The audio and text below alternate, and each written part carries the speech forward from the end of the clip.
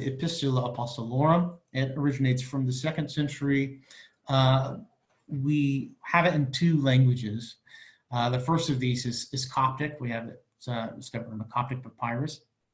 The other version is in Ethiopic. And actually this is regarded as, insofar as the whole idea of canonicity is not a dubious concept for the Ethiopian Orthodox Church, it's regarded as part of the New Testament canon by the Ethiopic Orthodox Church. And the Epistula Apostolorum basically has this dialogue, a series of dialogues between Jesus and the apostles, okay? And he kind of reveals things to the apostles that are interesting and beyond the Old Testament. And what we get in this passage of Epistula Apostolorum is kind of a harmonized version of the Annunciation scene in Luke and the narrative of the incarnation that we get in the Gospel of John. All right. So if we look at the text, the resulting kind of theology of it is very fascinating. I think it's very interesting to look at it from the perspective of the Qur'an as well. So Jesus says, "For you know that the angel Gabriel brought the message to Mary." And so the disciples are basically all like, yeah, we know this. Then he answered and said, "Do you not remember that a little while ago I told you, I became an angel among the angels, I became all things and everything?" We said to him, "Yes, O Lord." So this is where it starts to get interesting.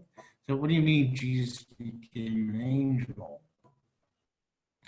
Then he said, and then he answered, and he said to us, "On that day," that is, this is the day of the Annunciation, "when I took the form of the angel Gabriel, I appeared to Mary and spoke with her.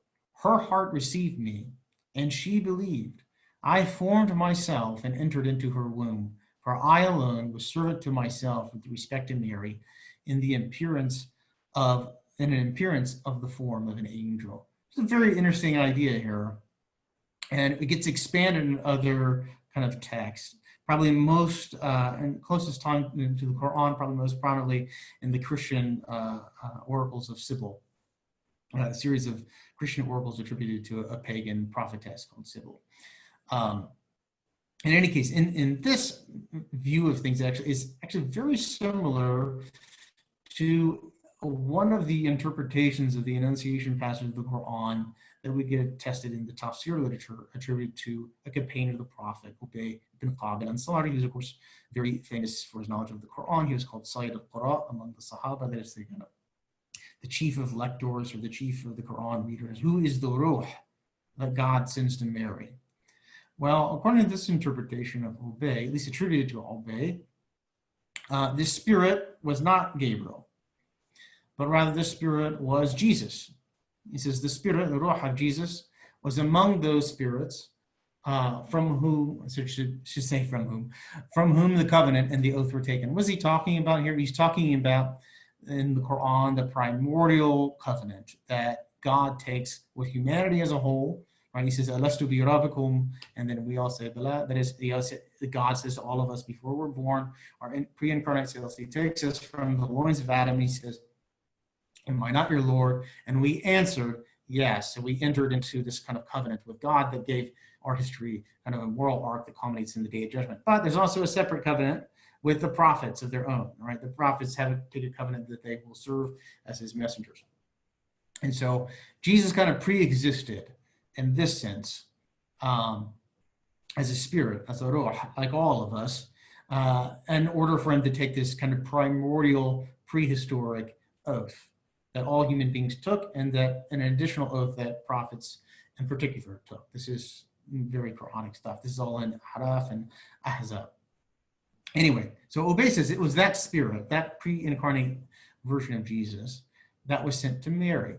She conceived of the very one who spoke to her, the spirit of Jesus. All right.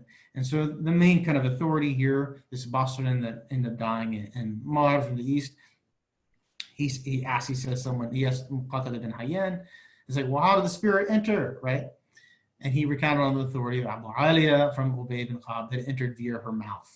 Okay, so that's how he kind of went into to Mary's womb. This is a little bit different, but somewhat similar to the late antique Christian belief that Mary conceived of Jesus through her ear. That is, she heard the word of the angel, and the word of the angel went inside her ear, and that's how she eventually conceived of child. Al-Tabari includes, for example, that tradition of Ubay, but he truncates it to where that last statement about Jesus appearing before his own mother is totally taken out, right? You have to find it in other sources.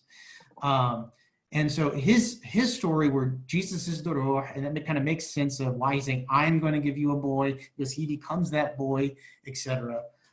That's interesting.